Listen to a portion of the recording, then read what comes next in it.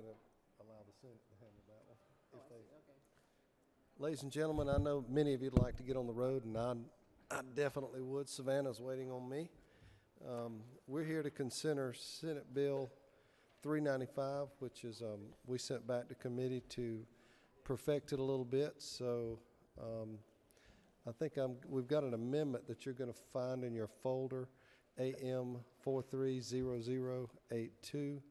And I'm going to ask Representative Shaw Blackman to maybe go to the mics to present the amendment. We can talk about the bill, Senate Bill 395, which came to us, and the purpose for the amendment. And let me turn you on.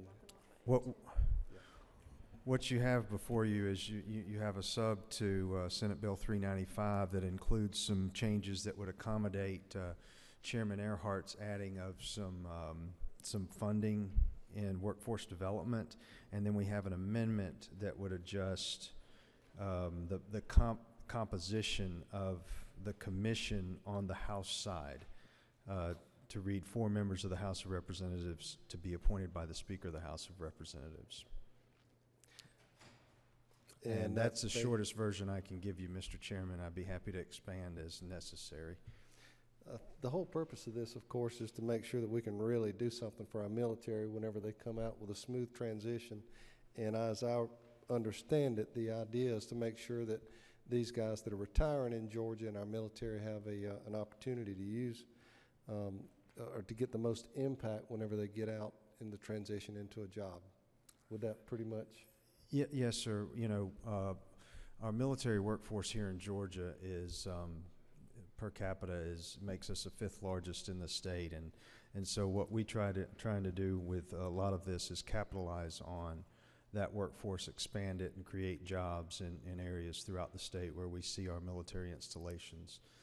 And as you stated, put our veterans back to work in Georgia, keep them in Georgia on top of that as well. Questions of committee? And I will do my best. Yes, ma'am. Your own. Yes, sir. Thank you, Mr. Chairman. I want to congratulate Dave Belton on his work with this.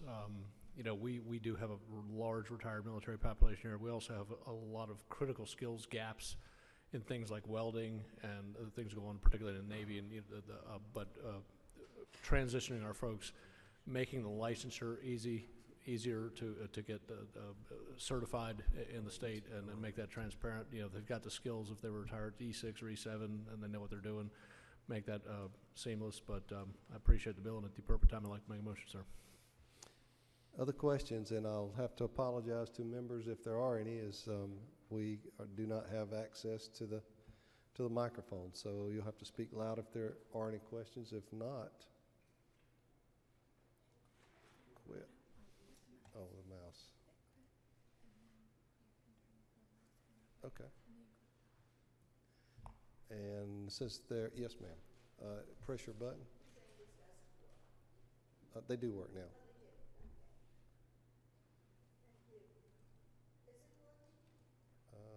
There you go. I can hear you. Okay, well, that's all that matters. I'm just curious why on line 103 we're defining a registered lobbyist. I mean, I just wondered why that's in there. It's part of last year's code that we passed out. It is to preclude any lobbyist from receiving any of these dollars. Any of the dollars from what? From the fund, from the dollars that are allocated to this fund, Madam Representative. It's done in order to preclude a lobbyist from getting those dollars. We don't want to go out and hire a lobbyist or spend those dollars to be spent through that grant fund to hire a lobbyist. Then who's going to be asking for the grant funds? This government agencies,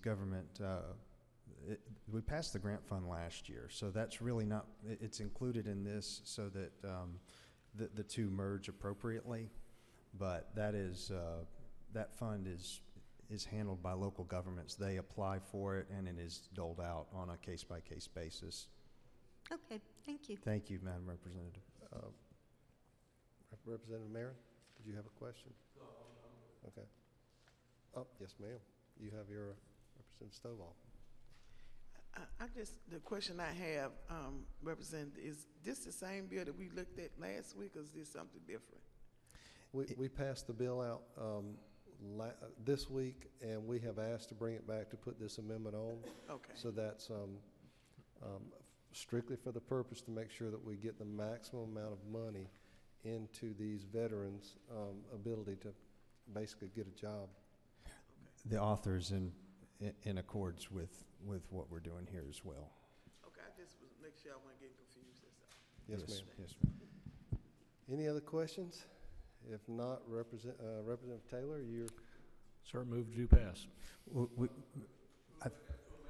We have the, Well, we will move the bill first, and then we will come back with the amendments, if that's okay with the committee. So we have a motion on the bill.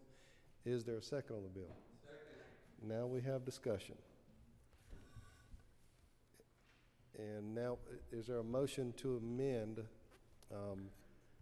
LC 4309441 with your amendment? So moved. We have a motion to move. Is there a second on the amendment? AM 430082. Is there a second? We have a second. All those in favor of the amendment will say aye. Aye.